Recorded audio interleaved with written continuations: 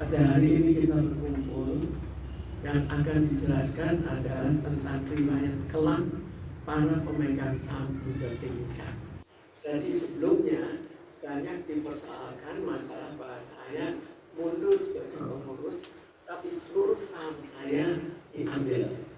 Tapi sekarang yang saya persoalkan bahwa hal ini bukan hanya terhadap saya, tapi juga terhadap semua pemegang saham lain, di mana satu persatu dihilangkan.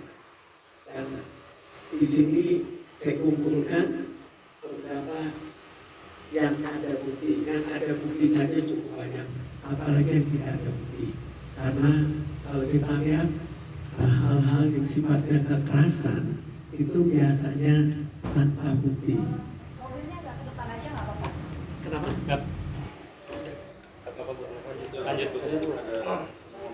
Jadi kita lanjutkan dengan bahwa di sini banyak bertanya sudah berlanjut atau tidak. Sejak tanggal 2 Agustus itu belum berlanjut. Sekarang sudah 5,5 bulan. Jadi pada penyidik pertama sakit mata. Penyidik kedua tugas ke Papua, dan sampai sekarang belum ada kelanjutannya. Saya tidak tahu ada apa. Apakah ada penundaan atau sengaja ada kelambatan atau apa yang terjadi. Ya, tapi ini fakta bahwa memang pada banyak kejadian besar bisa saja dilakukan penundaan. Tujuannya apa itu yang kurang jelas. Sekarang kita lanjutkan bahwa saya ulang kembali. Jadi di sini saya mundur sebagai direksi. Lalu ada dua kejadian. Pertama, saya punya saham pribadi. Saham pribadi saya 15% di PT Bluebird Tasik. Saya mundur dalam jabatan. Kenapa harta saya semua dihilangkan? Itu kan suatu yang aneh. Karena harta tidak ada hubungannya dengan jabatan. Kemudian kita lanjutkan dengan riwayat kelam apa yang terjadi. Jadi PT Bluebird Tasik sebetulnya didirikan oleh 4 keluarga. 4 keluarga yang masing-masing punya peran tersendiri. Ada yang perannya menyediakan pool, ada yang perannya menyediakan dananya, tapi masing-masing punya peran tersendiri. 4 keluarga. Jadi sebetulnya awalnya dilakukan dengan grup besar. Tapi akhirnya hanya ada 2. Akhirnya hanya ada 1 keluarga dan sebagian dari 1 keluarga. Jadi bisa dibayangkan berapa besar keuntungan dari yang sekarang memegang jabatan di PT Bluebird Timika, itu Purnomo dan Chandra, yang 100% diambil. Jadi yang diambil itu 80% lebih. Yang milik orang lain, dan entah bagaimana, tapi ternyata bisa dialihkan. Lalu kita lanjutkan dengan riwayat lain. Ini baru riwayat masalah saham dari 2 keluarga yang akhirnya mundur pada tahun 1983 dan 1991. Kemudian segera setelah itu 2 keluarga sudah berhasil diambil alih sahamnya, kemudian berlanjut ke Sigel. Jadi anak perusahaan Bluebird, di mana pada anak perusahaan Bluebird itu saya juga punya saham. Seluruh saham saya diambil oleh Purnomo dan diambil oleh anaknya Chandra. Jadi di sini sudah ada penggelapan saham sejak tahun 1995, dan di sini saya tulis perkaranya perkara nomor berapa supaya jelas ini bukan masalah fiktif, bukan masalah kira-kira, tapi memang sesuatu yang fakta. Kemudian pada bulan Mei 2000 itu terjadi tindak kekerasan fisik yang dilakukan oleh Purnomo, istri dan anak pertamanya. Jadi semua anak-anak itu pemegang saham semuanya dibagi-bagi, kamar ini, termasuk ini kali ini anaknya Purnomo ikut melakukan tindak kekerasan. Jadi dan akhirnya ada visum di sini, nomor visum juga saya berikan. Jadi kalau ada yang bertanya, kalau ada yang tidak percaya, visumnya bisa dikeluarkan karena semuanya ada bukti. Kemudian ada satu yang orang luar, itu namanya Gunawan Suryo Wibowo, itu dia diwajibkan merahasiakan semua aset tanah dan gedung dari Bluebird, semuanya dirahasiakan. Pemegang saham tidak ada yang beritahu. Padahal sebetulnya pemegang saham kan berhak tahu, tapi sengaja dialihkan ke satu orang, dan satu orang itu yang akhirnya waktu itu menjadi komisaris PT Bluebird Tbk. Berikutnya terjadi apa? Terjadi penculikan, upaya penculikan terhadap diri saya.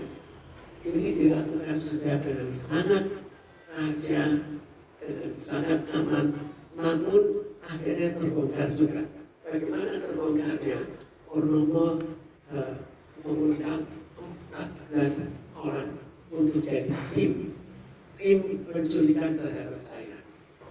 Ternyata tidak semudah itu, tidak semua otomatis setuju. Satu langsung keluar, yang mengatakan saya tidak mau terlibat pada pembunuhan.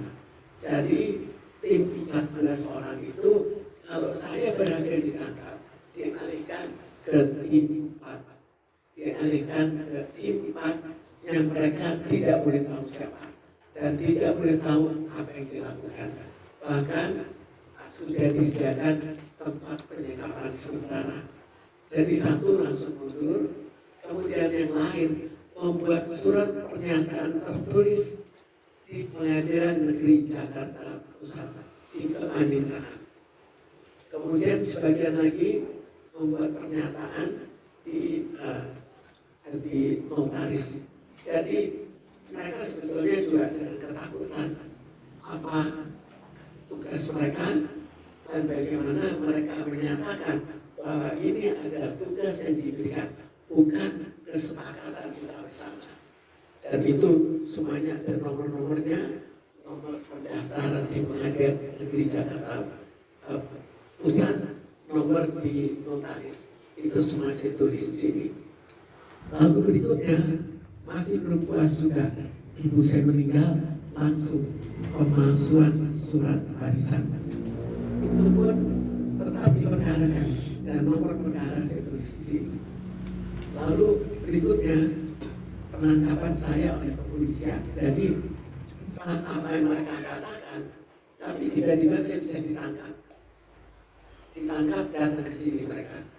Polisinya datang dan yang dituduhkan adalah perbuatan tidak menyenangkan.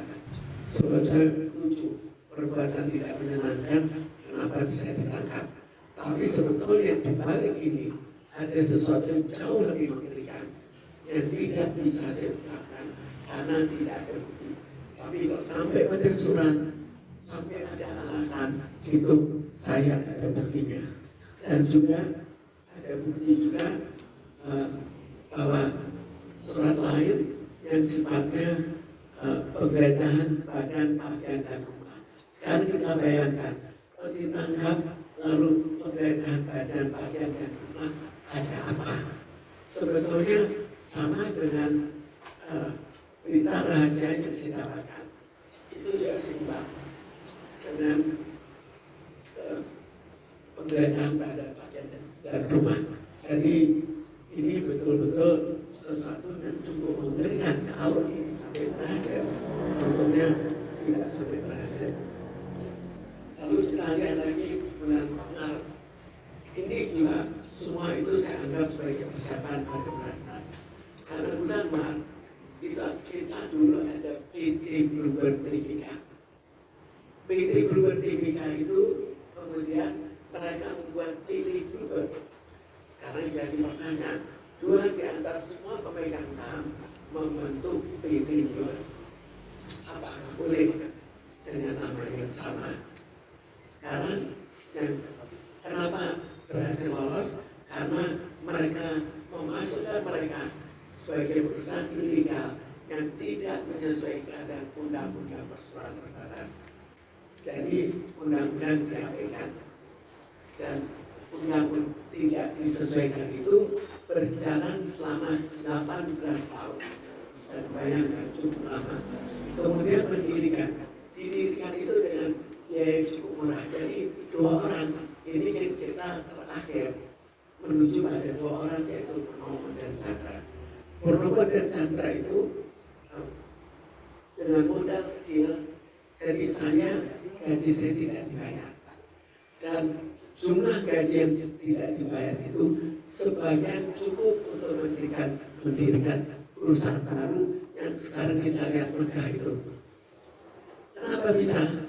Karena order dari PT Bubertasi diambil oleh PT Buber yang sekarang jadi TPK.